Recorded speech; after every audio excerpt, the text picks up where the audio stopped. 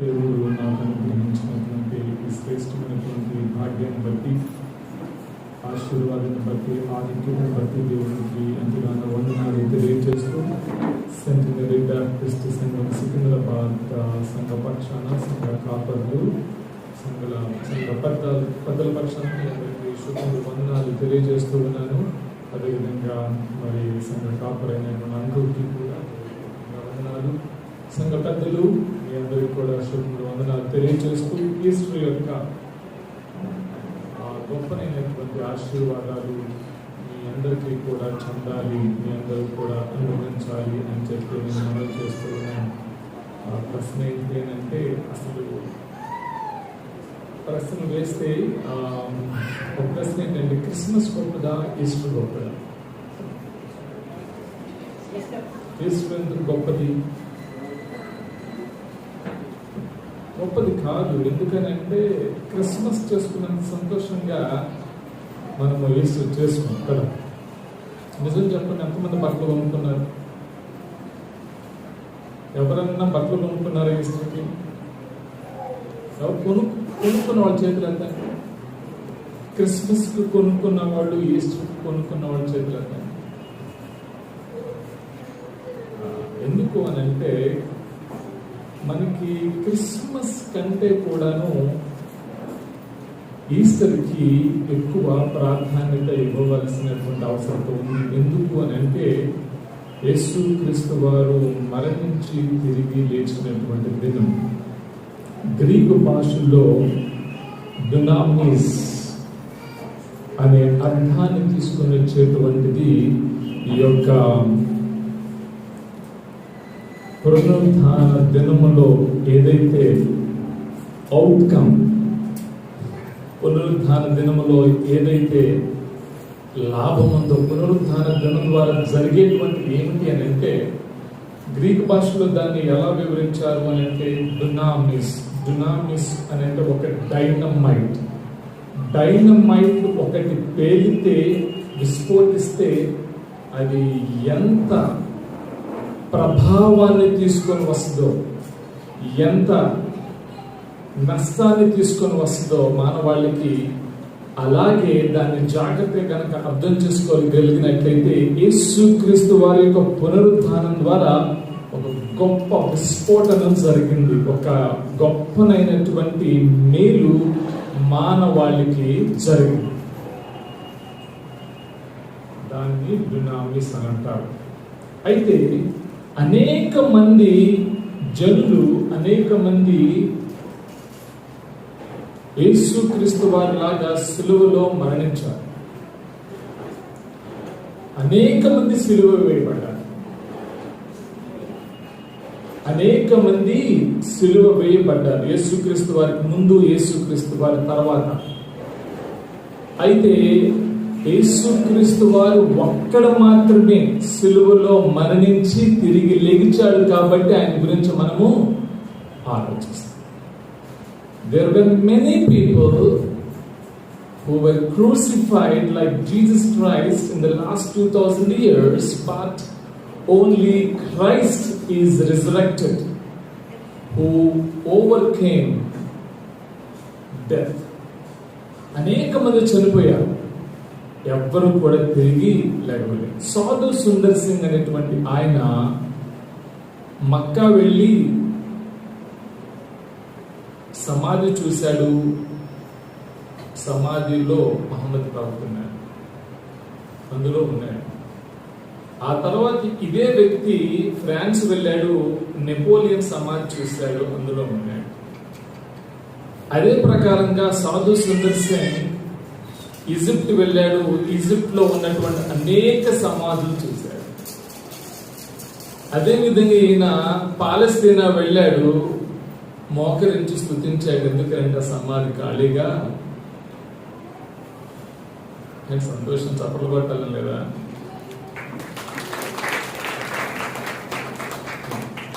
కదా. యేసుక్రీస్తు వారి సమాధి మాత్రం ఎలా ఉంది? యేసుక్రీస్తు వారు మరణాన్ని జయించారు. 2020, 2021 పోయిన సంవత్సరం ఇదే సమయానికి నాకు తెలిసిన దగ్గర బంధువులు చాలా మంది చనిపోయారు. ఎందుకు తెలిసి ఈ సమయంలో మనం భయంకరమైనటువంటి పరిస్థితిలో ఉన్నాం. దగ్గర బంధువులు నేను కోల్పోయాను, ఎంతో బాధను అనుభవించాను. ప్రపంచం ఇప్పటి వరకు కూడా జయించలేనిది ఏమిటో తెలుసా? మరణాన్ని జయించలేకపోయింది. పోయిన సంవత్సరం ఇదే సమయంలో కుప్పల సమాధుల్లో స్థలం లేకపోతే ఫుట్పాత్ల మీద తగలబెట్టినటువంటి పరిస్థితులు. ప్రపంచం ఇప్పటి వరకు ఏదైనా సాధించలేదు అని అంటే మరణం మీద జయమును సంపాదించదు. ఒక యేసుక్రీస్తు వారు మాత్రమే సమాధిని లేకపోతే మరణాన్ని జయించారు. ఎన్ని సంవత్సరాలుగా మీరు వాక్యం వింటున్నారో నాకు తెలియదు, కానీ ఈ ఈస్టర్లో యేసుక్రీస్తు వారు చేసినటువంటి గొప్పనైనటువంటి విషయం ఏంటి అని అంటే ఈ యొక్క మరణాన్ని జయించారు. ఒక మనిషి దేనికి బాగా భయపడతాడు అని అంటే మరణానికి భయపడతాడు. ఒక క్రైస్తవేతరుడు లేకపోతే ఒక నామకార్థ క్రైస్తవుడు బాగా భయపడేటువంటి పరిస్థితులు ఏమిటి అని అంటే మరణానికి భయపడతాడు. కానీ యేసుక్రీస్తు వారు మాత్రం మరణాన్ని జయించారు. అది గొప్పనైనటువంటి విషయం. పునరుద్ధానంలో గొప్పనైనటువంటిది ఏమిటి అని అంటే మరణము ఓడిపోయింది. మరణం ఏం జరిగింది? మరణము ఓడిపోయింది. ప్రియమైనటువంటి వాళ్ళారా, ఈ మధ్యాహ్న కాల సమయంలో మనం అందరం కూడా బాగా అర్థం చేసుకోవాల్సింది ఏమిటి అని అంటే మరణము ఓడిపోయింది పునరుద్ధానము ద్వారా అని మనం గ్రహించాలి. యేసుక్రీస్తు వారి శిలువలో మరణించి ఉంటే అది వేరేగా ఉండేది, మరణించి అలానే ఉంటే ఇంకా వేరేగా ఉండేది. కానీ ఆయన మరణించి తిరిగి లేచాడు. ఒకటి. రెండో విషయం ఏమిటి అని అంటే ఆయనని ఎవరు కూడా చంపలే. యేసుక్రీస్తు వారిని ఎవరు కూడా చంపల. అందుకని యోహాను సువార్తలో నుంచి నేను మాట చదివించాను. ఏమిటి అని అంటే ఆయనను ఆయనే అప్పగించుకున్నాడు. మనందరికి ఒక తప్పుడు ఆలోచన ఏంటంటే రోమీయులు, ఇశ్రాయేలీయులు లేకపోతే యూదులు ఆయనను చంపారనుకుంటారు, కానీ అది కాదు. ఆయనని అప్పగించుకున్నాడు. ఆ సీక్రెట్ తెలియకపోతే పొద్దుగూకులు వాళ్ళని తిడతారు. ఎవరైతే యేసుక్రీస్తు వారిని చంపారో వారిని మనము తిట్టుకుంటాం. ఆయనను అప్పగించుకొనెను దేవుని చిత్తానుసారముగా అన్నది మనం గ్రహించాలి.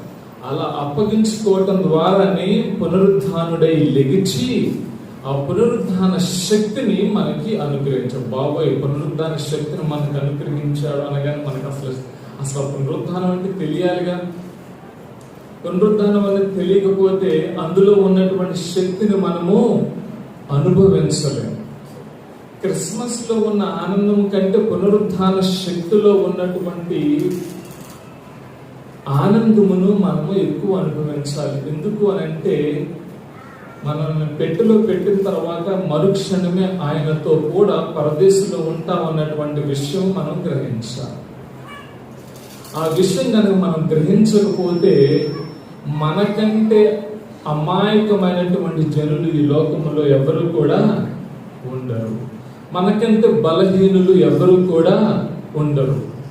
యేసుక్రీస్తు వారు పుట్టుక ప్రపంచం అంతా జరుపుకుంటారు, కానీ అన్యులు కూడా జరుపుకుంటారు, కానీ ప్రతి ఒక్కడు ప్రతి ఆఫీసులో క్రిస్మస్ ట్రీ పెట్టుకొని సంతోషిస్తారు, కానీ యేసుక్రీస్తు వారి పునరుద్ధరణ దినాన్ని ఎవరు కూడా అంతగా చేసుకోరు.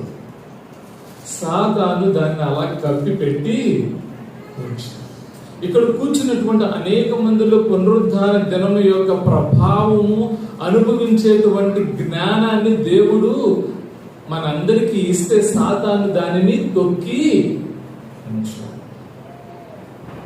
అలాంటి వారిని కొంతమందిని నేను లూకాసు వార్త 24వ అధ్యాయంలో నుంచి కొంతమందిని చూపిస్తాను.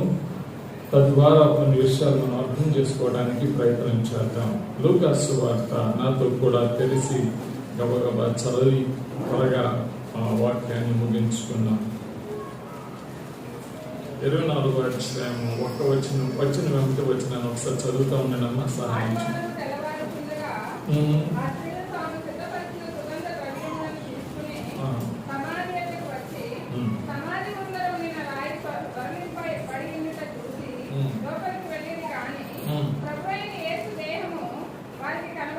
చాలు.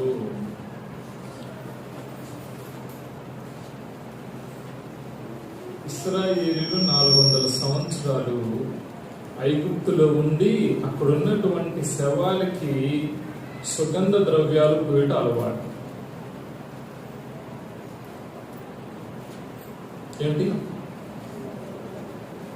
ఐగుప్తులో ఉన్నటువంటి ఇశ్రాయేలీయులకి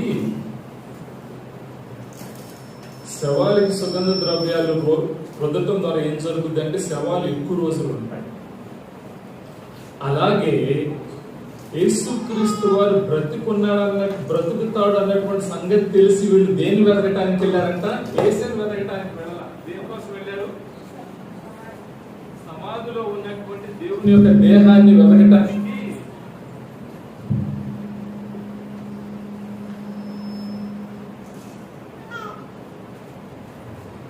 ఏడో వచ్చిన చదవండి.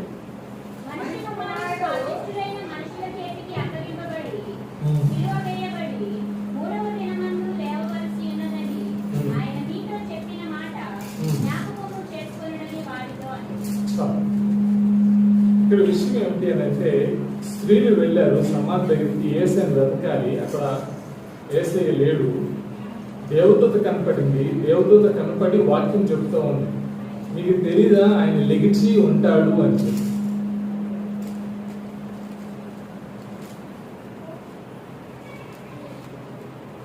మనలో కూడా చాలా మందికి వాక్యం బాగా తెలుసు, కానీ ఇంకా యేసుక్రీస్తు వారి యొక్క దేహాన్ని వెతుకుతున్నాం, కానీ ఆయన పునరుద్ధానం మనం ఎవరు కూడా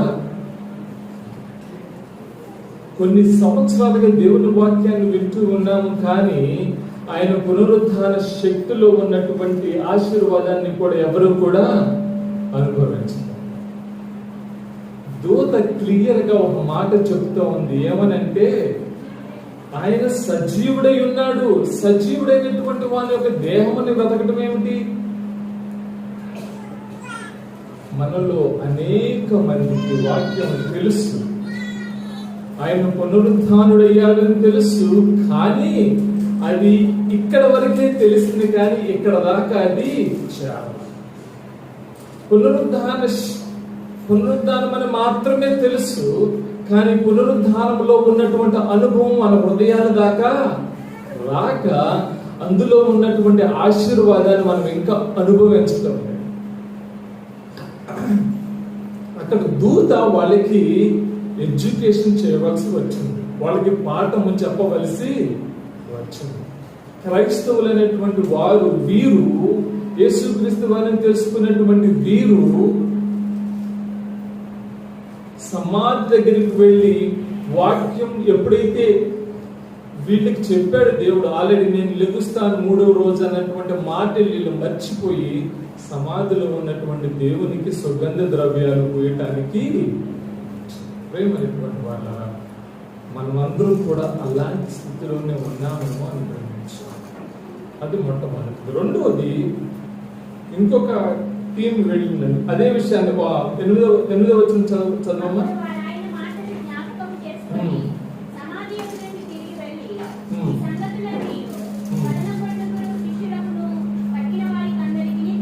చెప్పారు.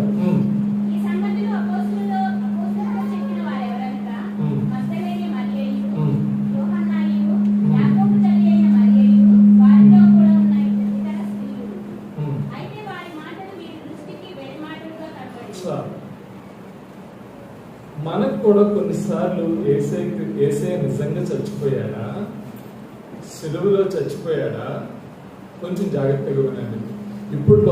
ఇక్కడ కూర్చున్న వాళ్ళు కూడా ఈ ప్రశ్న అనేక మందిలో ఉంటది. ఏమని అంటే, యేసయ్య నిజంగానే చచ్చిపోయాడా, నిజంగా లెగిచాడా? ఆ మాటలు వింటూ ఉంటే మనకి ఆ మాటలు దైవజనులు చెప్తుంటే మనకి ఎలా ఉంటుందంటే బెర్రితనంలా కనపడతాం. నిజంగా యేసయ్య లెగిచాడా?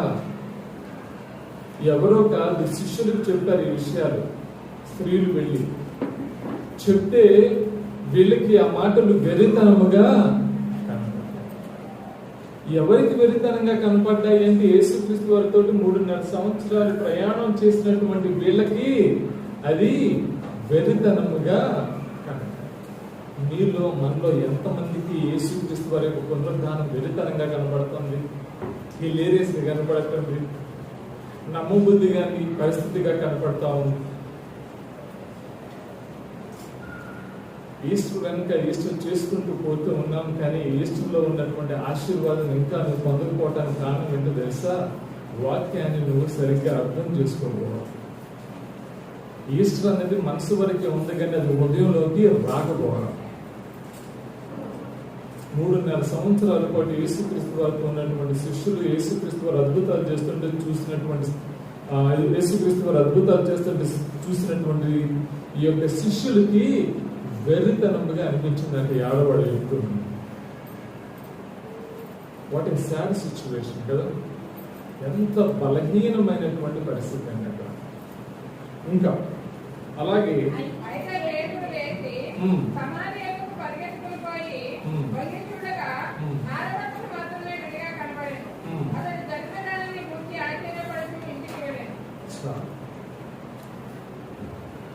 ఎంత క్లియర్ ఇండికేషన్స్ సమాధి ఖాళీగా ఉంది. ఎన్నో కథలు ఉన్నాయి బయట. అనేక మంది యేసుక్రీస్తు వారు వేరే సమాధిలో పెట్టారు, శిష్యులు ఏ సమాధిలో పెట్టారో మర్చిపోయారు. యేసుక్రీస్తు వారు యాక్చువల్గా లేరు, ఆయన యాక్చువల్గా సరిగ్గా చనిపోలేదు, ఆయన సగమే చచ్చిపోయాడు, మత్తులో ఉన్నాడు అనేటువంటి అనేకమైన వర్షన్స్ ఉన్నాయి. క్రైస్తవుల యొక్క ఆత్మీయ జీవితాన్ని, నమ్మకాన్ని ఒమ్ము తీయటానికి అనేక మంది కథలు తీసుకుని వచ్చారు ఈ లోకంలో. ఎందుకో తెలుసా? పునరుద్ధానం అన్నటువంటిది చాలా గొప్పనైనటువంటిది. పునరుద్ధానం అన్నటువంటిది క్రైస్తవులకి కీలకమైనటువంటిది. పునరుద్ధానం అనేటువంటి ప్రపంచం మొత్తానికి అవసరమైనది. ఎందుకో తెలుసా? పాపం చేసినటువంటి ప్రతి ఒక్కడు చనిపోతాడు కాబట్టి ఆ చనిపోవటం వల్ల మరణం, అంటే చనిపోతే మరణం వస్తుంది. మన మరణానికి జయం కలగాలి. ఆ జయం కలిగితే అనేక మంది బ్రతుకుతాడు అని చెప్పి సాతానుకు తెలిసి సాతాను అనేకమైనటువంటి కథలు తీసుకొని వచ్చే మనుషులను ఎంతగానో మభ్య పెడుతూ ఉంది. అందులో అత్యంత దగ్గరగా ఉన్నటువంటి శిష్యుల్ని మభ్య పెట్టింది. మనము తొందరగా మోసపోవటానికి ఎంత అవకాశం ఉంది? ఎప్పుడన్నా క్రీస్తు యొక్క పునరుద్ధానాన్ని ఎక్కువ ధ్యానం చేసావా? లేకపోతే క్రీస్తు జన్మం గురించి ఎక్కువ ధ్యానం చేసావా? క్రీస్తు జన్మం కంటే మనము క్రీస్తు యొక్క పునరుద్ధానాన్ని ఎక్కువగా జ్ఞాపకం చేసుకోవాల్సినటువంటి వారంగా ఉన్నాం. ఎందుకు అని అంటే అందులో మనకి జీవము ఉంది. సాతాను మనల్ని ఎప్పటికప్పుడు మోసం చేస్తూ ఉండటం వల్ల పునరుద్ధానంలో ఉన్నటువంటి ఆ యొక్క పవర్, శక్తిని మనము అర్థం చేసుకోలేకపోతున్నాం. ఈ పునరుద్ధాన శక్తిలో గొప్పనైనటువంటి విషయం ఏమిటి అని అంటే ఆయన దేవుడుగా కనబడతాడు. అనేక మంది దేవుళ్ళు సమాధులుగానే ఉన్నాయి. అనేక మంది దేవుడు లాగా యేసుక్రీస్తు వారి సమాధి మూయబడి లేదు అనే విషయాన్ని మీరు గమనించాలి.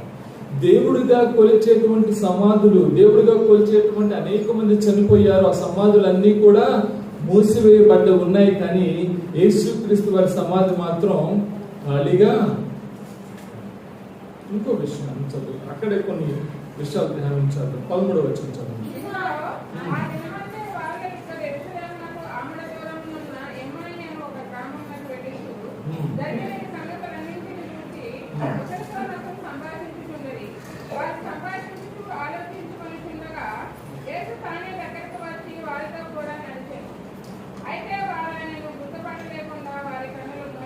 చాలు,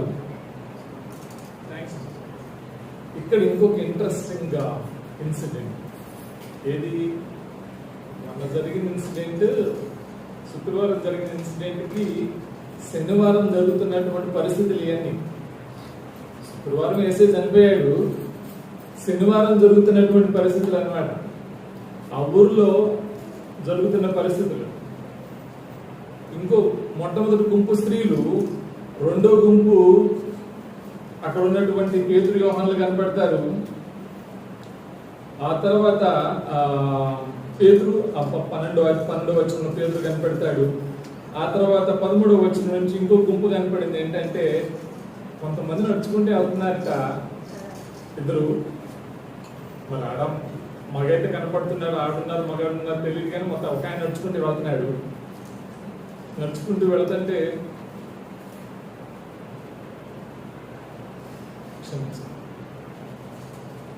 పక్క నుంచి యేసుక్రీస్తు వారు వచ్చి ఆయనతో జాయిన్ అయిపోయాడు.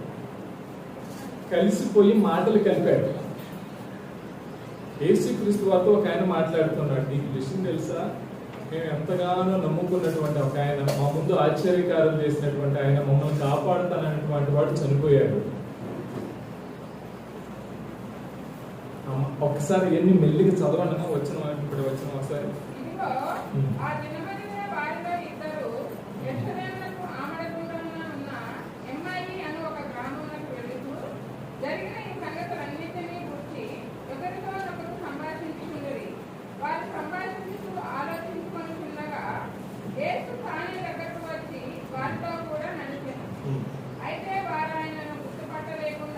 అది విన్నారా? యేసు చేసిన అద్భుతాలు చూసినటువంటి వీళ్ళు కూడా ఆయనని గుర్తుపట్టారు.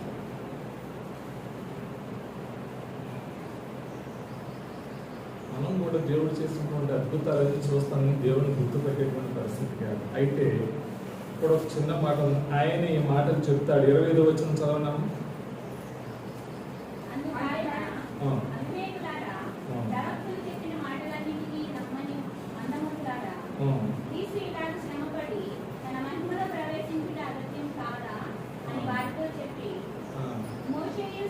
చాలు.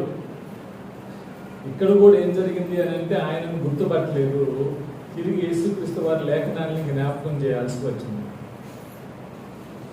ఎక్కడ చూసిన లేఖనాలు, అక్కడ స్త్రీల దగ్గర దూత లేఖనాలను మాట్లాడింది, అంటే వాక్యం మాట్లాడించింది. ఇక్కడ కూడా ఎమ్మాయి గ్రామంలో నడుచుకుంటూ వెళ్తున్నటువంటి వారికి దేవుడు కనపడ్డాడు. ఆయన కూడా వాక్యం గురించే చెప్తాడు. తర్వాత గుర్తుపెట్టారండి వీళ్ళు. ఎప్పుడు గుర్తుపెట్టారో చూడండి ఒకసారి. 22వ వచనం, 32వ వచనం.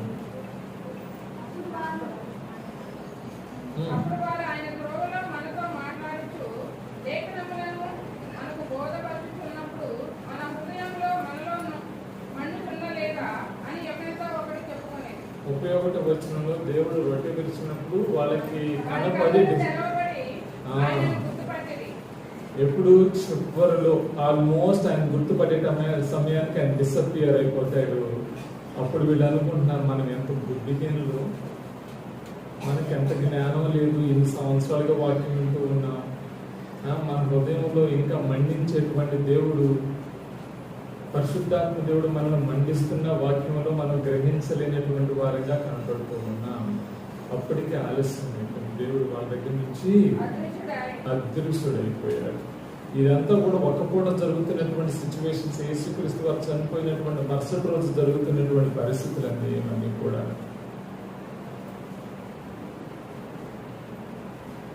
ఆ తర్వాత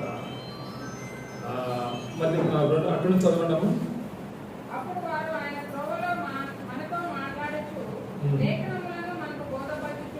లేఖనములను మనకు బోధపరచుచున్నాను.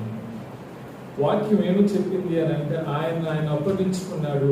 ఎవరు కూడా ఆయన చంపలేదు.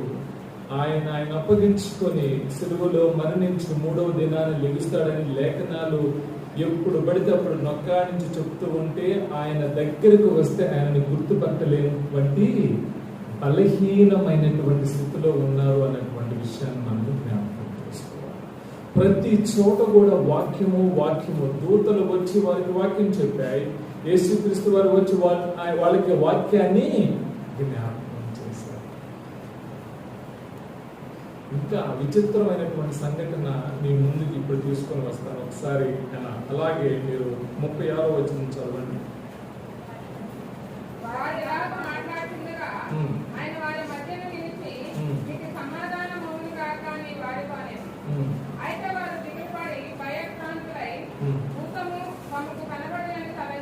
సార్లు, నీకు ఎన్నిసార్లు దేవుడు భూతంలా కనపడ్డాడు? స్త్రీలు వెళ్ళి చెప్పారు శిష్యులకి, మేము చూసామయ్యా బాబు అని. వాళ్ళకి ఎలా అనిపించిందో ఆ మాట నేను చదివిస్తాను ఒకసారి, మీరు 11వ వచనం చదవండి. స్త్రీలు వెళ్ళి యేసుక్రీస్తు వారు కనపడ్డాడు అని చెప్పి శిష్యులకు చెప్తే 11వ వచనం చదవండి. మనలో యేసుక్రీస్తు వారు లెగిచారు అన్నటువంటి విషయం చెప్తే మనకి విశ్వాసం కలుగుద్దా, సంతోషం కలుగుద్దా, గొప్పతనంగా కనపడుద్దా, వెరితనంగా కనపడుతుందా? ఇన్ని సంవత్సరాలుగా యేసుక్రీస్తు వారు లెగిచాడు అని అనేక మంది చెప్తుంటే నీకు విజ్ఞానం వస్తుందా, వెరితనంగా కనపడుతుందా ఆ విషయం నీకు? కదా. ఇప్పుడు ఆ స్త్రీలు చెప్పారు, పేతురు చెప్పాడు, అక్కడ ఉన్నటువంటి అమ్మాయి గ్రామం నుంచి వచ్చిన వాళ్ళు శిష్యులకు చెప్పారు. ఇన్ని చెప్పిన తర్వాత కూడా వీళ్ళ యొక్క బలహీనత ఎలా ఉంది అని అంటే, వీరు ఆయనను చూసి ఏమనుకున్నారట? ఎవరిని చూసి భయక్రాంతులై? ఇక్కడ ఒక విషయం ఏమిటి అని అంటే, ఒక విషయం మాట్లాడుతున్నాం. మనలో అనేక మంది, లేకపోతే మన పక్కన ఉన్నటువంటి అనేక మంది, నేను నిజంగా దేవుడిని చూస్తే కానీ నమ్మను అని అంటే, దేవుడిని చూసి కూడా నమ్మలేనటువంటి పరిస్థితి కనపడుతుందా? మీలో అనేక మంది, లేకపోతే మనలో అనేక మంది ఒక ప్రశ్న ఉంటుంది, దేవుడు నాకు కనపడితేనే నేను విశ్వసిస్తాను. మరి దేవుడు కనపడ్డాడు, ఏమైంది ఇక్కడ? ఏం జరిగింది? దేవుడిని చూస్తే నువ్వు నేను తట్టుకోగలవా? నువ్వు నేను తట్టుకోగలవండి? It's highly impossible. ఈ లోకంలో కూడా అనేక మంది నాస్తికులు, నాకు దేవుడు కనపడితే నేను నమ్ముతాను. దేవుడు కనపడినా నమ్మవు. ఎందుకనంటే నీ హృదయము, నీ మనసు ఎదుట ఉన్నటువంటి గొప్పనైనటువంటి విషయాలను అంగీకరించడానికి సిద్ధముగా లేదు. నువ్వు అంగీకరించావు. ఈ లోకంలో ఉన్నారు అనేక మంది హైందువులు ఉంటారు కదా, నీ దేవుడు గొప్పవాడా కాదా, నేను చూస్తే నమ్ముతానంటే చూసి నమ్మనటువంటి శిష్యులు ఉన్నారు. నువ్వేమో నమ్ముతావు. ఎందుకనంటే నీలో అంగీకరించేటువంటి స్వభావమే లేదు. ఇక్కడ వరకే ఉంది, కానీ ఇక్కడికి వచ్చేటువంటి పరిస్థితి లేకపోవటం వల్ల నువ్వు నమ్మట్లా.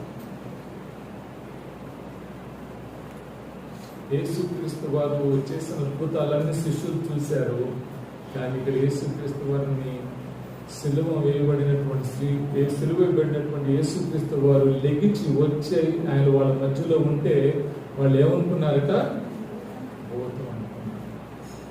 పునరుద్ధాన శక్తి వీళ్ళకి ఇంకా అర్థము కాలేనటువంటి దుస్థితి. మనకు కూడా అదే, పునరుద్ధానంలో ఉన్నటువంటి శక్తి మనకి ఇంకా ఎవరికి కూడా అర్థం కాల.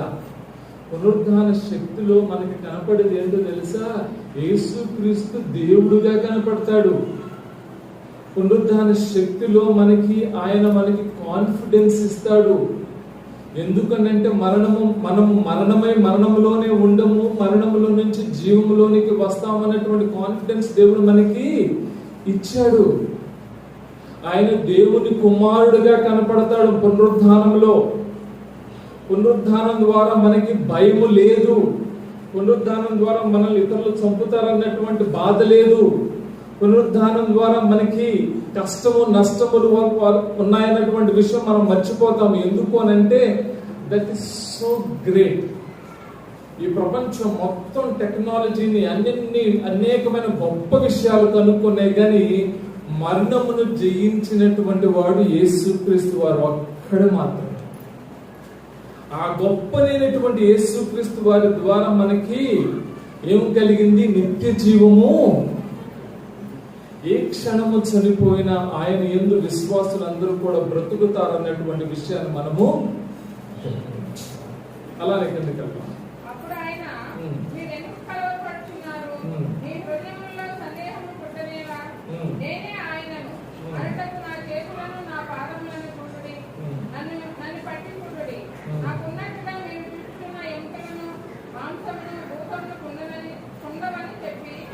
ఏమైనా పోతాలు అనుకుంటున్నారు మీరు? దెయ్యాలకి ఎముకలు ఉండవు, మాంసము. దేవుడు ఎంత తగ్గిపోయి వాళ్ళకి అర్థమయ్యేటట్టు చెబుతున్నాడో చూడండి. ఎన్నిసార్లు సంఘంలో ఉన్నటువంటి కాపర్లు ఎంత అర్థమయ్యేటట్టు వాక్యం చెప్తున్న మన బుర్రకి వీళ్ళకు కూడా తెలుసండి. ఎందుకో తెలుసా? ఈ లోకములో ఉన్నటువంటి కలవరము నిత్యమైనటువంటి దేవుడిని, నిజమైనటువంటి దేవుడిని గ్రహించకుండా మనకి పొరలు కప్పేస్తాయి. సాక్షాత్ దేవుడు వాళ్ళ మధ్యలో ఉంటే గుర్తించలేనటువంటి దుస్థితి. ఇక మన పరిస్థితి ఎంత అన్యాయంగా ఉంటుంది, మనం వింటాం అంతే.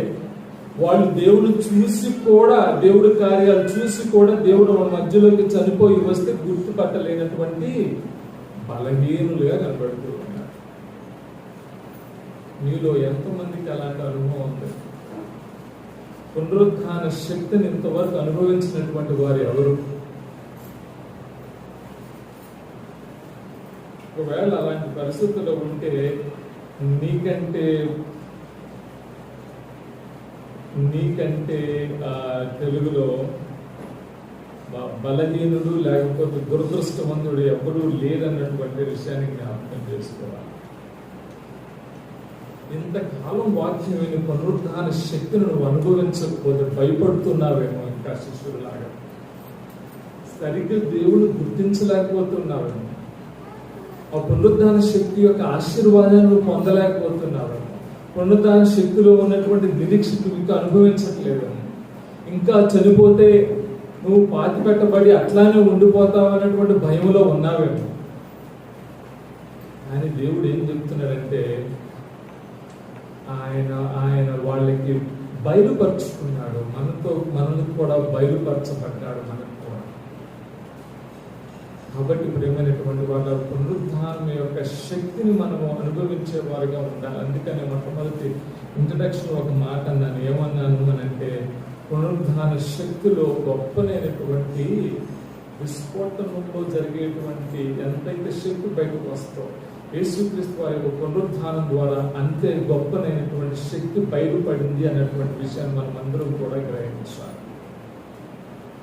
పునరుద్ధానంలో ప్రతి ఆశీర్వాదాన్ని క్రైస్తవులు అనుభవించాం. అన్నిటికంటే ముఖ్యం ఏమిటంటే ఆయనతో పాటు మనం పరలోకములో ఉండబోతూ ఉన్నాం, ఆయనతో పాటు మనం జీవించబోతూ ఉన్నాం. ఎంత మంచివాడు అంటే నీ యొక్క ప్రతి విధమైనటువంటి పాపాన్ని ఆయన తీసుకొని ఈ లోకంలో ఆ పాపాన్ని అంతటిని కూడా అనుభవించి, పాపానికి మరణము, ఆ పాపానికి వచ్చేటువంటిది, పాపం వల్ల వచ్చేటువంటి జీతం మరణము, ఆ మరణమును ఆయన జయించారు. ఇక్కడున్న ప్రతి ఒక్కరూ పాపం చేశారు, మరణాన్ని పొందుకున్నారు. అలానే కంటిన్యూ అయిపోతే మనం అందరం కూడా మరణించవలసినదే, తిరిగి జనరేషన్స్ ఉండే కాదు. కానీ యేసుక్రీస్తు వారు ఆ మరణమును పూర్తిగా ఆయన మీదకి తీసుకొని ఆయన దేవుని కుమారుడిగా లెగిచి మనందరికీ కూడా పునరుద్ధానమును ఉచితముగా ప్రసాదించారు. ఈ లోకంలో ఉన్నటువంటి అనేకమైనటువంటి టెక్నాలజీస్, అడ్వాన్స్ టెక్నాలజీస్ మనం కొనుక్కోలేము. సొఫిస్టికేటెడ్ కారు కొనుక్కోలేము, ఒక విల్లా కొనుక్కోలేము. మనకు కావాల్సినవి గొప్పనైనటువంటి కొనుక్కోలేము. కానీ యేసుక్రీస్తు వారిని నమ్ముకోవటం ద్వారా పరమరాజ్యమును సంపాదించుకోవచ్చు. మీకు తెలియనటువంటి కార్లు, మీకు తెలియనటువంటి లగ్జరీ లైఫ్ మనకు రాకపోవచ్చు, కానీ మనం పొందలేకపోవచ్చు. కానీ యేసుక్రీస్తు వారిలో మాత్రం నిత్య జీవాన్ని పొందుకోవచ్చు. ఈ సీక్రెట్ చాలా మందికి తెలియదు, అన్యులకి ఈ విషయం తెలియదు. వాళ్ళు ఏమనుకుంటారంటే గాలిలో కలిసిపోతారు, మట్టిలో కలిసిపోతారు అనుకుంటారు. కానీ క్రైస్తవులకు ఉన్నటువంటి నిరీక్షణ ఏమిటి అని అంటే, మనమందరము కూడా ఆయనతో ఎత్తబడతాము ఆయన వచ్చినప్పుడు. అది పునరుద్ధానంలో ఉన్నటువంటి గొప్పనైనటువంటి ఆశీర్వాదం.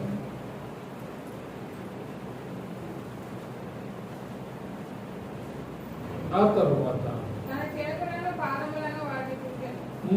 అయితే వారు సంతోషము చేత ఇంకనూ నమ్మక ఆశ్చర్యపడుతుండగా ఆయన ఇక్కడ మీ యొక్క ఏమైనా ఆహారం కలదా అని వారిని అడిగారు. వారు కాల్చిన చేప ముక్కను ఆయనకి ఇచ్చింది. అప్పుడు వారు లేఖనములను గ్రహించినట్లుగా చాలు. ఆయన ఏం చేశాడంటే వాళ్ళ యొక్క మనసులను తెరిచాడు. దేవుడు మనిషిని ప్రేమించి ఎంత దగ్గరగా మాటి మాటికి మనుషుల యొక్క పరిస్థితులను అనలైజ్ చేయటానికి మూయబడినటువంటి హృదయాలను, మూయబడినటువంటి కన్నులను, మూయబడినటువంటి మనస్సులను దేవుడు తెరవటానికి ప్రయత్నం చేశాడు. ఇప్పుడు కూడా ఇక్కడ ఉన్నటువంటి అనేక మంది యొక్క కన్నులు తెరవటానికి, హృదయం తెరవటానికి, మనసు తెరవటానికి దేవుడు ప్రయత్నము చేస్తాడు. అప్పుడు వారు లేఖనము గ్రహించినట్లుగా ఆయన వారి మనస్సును తెరిచాడు. ఈ లోకములో ఎంత తేటతలంగా ఏ పుస్తకం మాట్లాడకండి. ఈ లోకములో ఏ ఒక్కరు కూడా ఎంత నీతిగా మాట్లాడరు. ఒక్క యేసుక్రీస్తు వారు తప్పించి చిన్న పిల్లలాగా మాట్లాడాడు కదా. ఒరే నాయన, దెయ్యాలకి మాంసం ఉండదు, దెయ్యాలకి భూతాలకి ఎముకలు ఉండవు, నన్ను చూసి గుర్తుపెట్టండి. What a strange thing it is, isn't it? ఎంత ఆశ్చర్యకరమైనటువంటి విషయం. పిల్లలకి బోధించినట్లుగా ఆయన వాళ్ళకి బోధించి వాళ్ళని హత్తుకునేటట్లుగా దేవుడు చేస్తాడు. నెక్స్ట్ మాట చదవనమ్మా.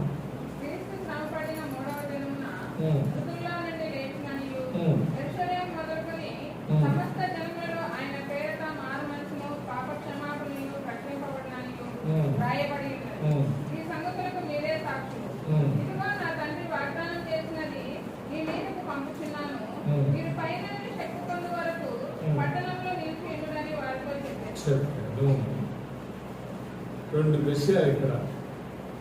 ఇన్ని విషయాలు చెప్పాను కదరా బాబు, మీరు సాక్షులుగా ఉండాలి. మూడోది ఏంటి అని అంటే, మీరు శక్తిని పొందుకోవాలి. ఎందులో?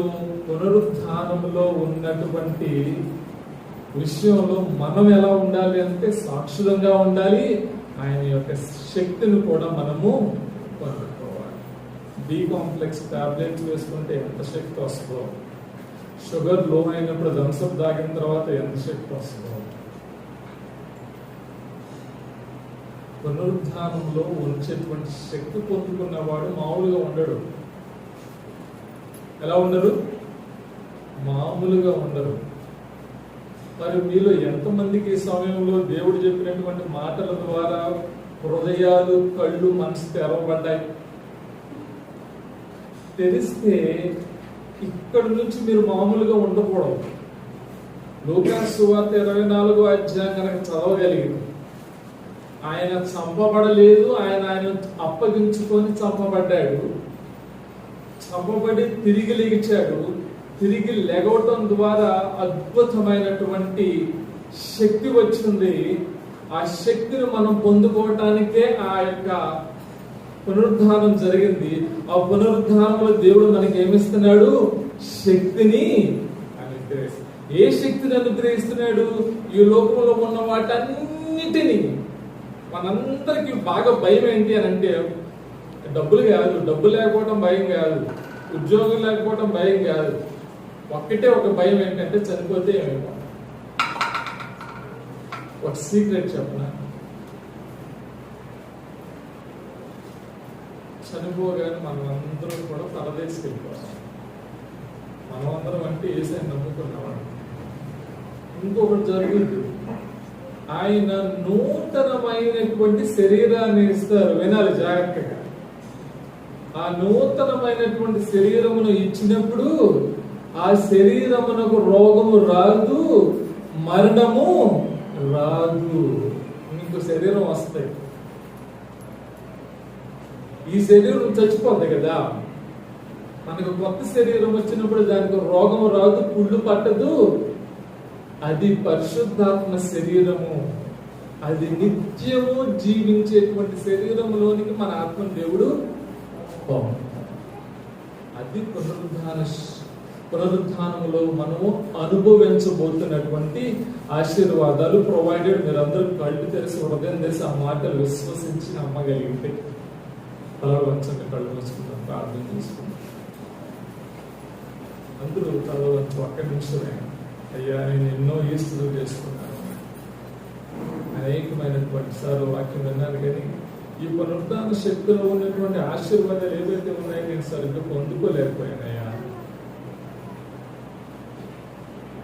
ఇంతవరకు అందులో ఉన్నటువంటి దీవులు పొందలేకపోయాను. శిష్యుల్లాగే అనేక సంవత్సరాలు బతికాను, అనేక అద్భుతాలు చూశాను, నేను కూడా చూశాను, కానీ ఈ పునరుద్ధానంలో ఉన్న ఆశీర్వాదాలు నేను నిజంగా పొందలేదయ్యా. నా హృదయం ఇంకా తెరవబడలేదు, నా కన్ను తెరవబడలేదు, నా మనసు తెరవబడలేదు అయ్యా. ఈ మధ్యాహ్న కాల సమయంలో నువ్వు మా అందరితో మాట్లాడావు, నాతో మాట్లాడావు అయ్యా. అనేకమైనటువంటి విషయాల్లో భయం ఉంది నాకు. ఈ పునరుద్ధాన శక్తిలో నిత్య జీవం నాకు అనుగ్రహించావు కదా, ఆ నిత్య జీవంలో ఇక నేను భయపడకుండా ఉండటం కృప చూపించు. ఈ ఈస్టర్ నా జీవితంలో ప్రత్యేకమైనదిగా చెయ్యయ్యా. ప్రత్యేకమైనటువంటి అనుభవంలో కూడా నన్ను తీసుకొని వెళ్ళు. నా మనసు తెరువయ్యా. శిష్యుల మనసు తెరిచావు, నా మనసు కూడా తెరిచి ఈ పునరుద్ధానం యొక్క ప్రాధాన్యతను, ఈ పునరుద్ధానం యొక్క ఆశీర్వాదమును, ఈ పునరుద్ధానం యొక్క నిశ్చయతను, ఈ పునరుద్ధానం యొక్క బలమును, ఈ పునరుద్ధానం యొక్క గొప్ప కృపను, ఈ పునరుద్ధానం యొక్క నిత్యమైనటువంటి ఆశీర్వాదము నాకు దయచేయి. ఎంతకాలం బ్రతుకు నీ కోసం నాయన, దయచేసి నన్ను క్షమించి అయ్యా. నా యొక్క వెర్రితనమును క్షమించు, నిన్ను గుర్తుపట్టలేనటువంటి బలహీనతను క్షమించు. ఇక్కడ నుంచి నాయన నా మనసు తెరిచి నా హృదయంలో ఉండి నీవు కార్యం చేసి ఎప్పుడు పిలిచినా నేను దగ్గరుంటే కృప చూపించు అని ప్రార్థన చేయగలిగే దేవుడు నమ్మదగిన వాడు. విపులంగా తేటగా నీకు అర్థమయ్యే రీతిలో నీకు మాట్లాడి సహాయం చేసే దేవుడు కనుక ఈ లోకము ఇవ్వలేనిది ఒక్కటే, అదేంటంటే జీవము. అది దేవుడు నీకు ఇవ్వగలడు. ఒకవేళ ఈ సమయంలో ఒక మంచి నిర్ణయం తీసుకుంటే అయ్యా నా కన్నులు తెరువు, నా మనసు తెరువు అని ప్రార్థన చేయగలరు. ఒకవేళ నువ్వు ప్రార్థన చేసుకుంటే ఈ మధ్యాహ్నం కోసం దేవుని లాంటి గొప్ప అనుభవంలో బట్టి తీసుకుని వెళ్ళడం కాక ప్రార్థిస్తాను.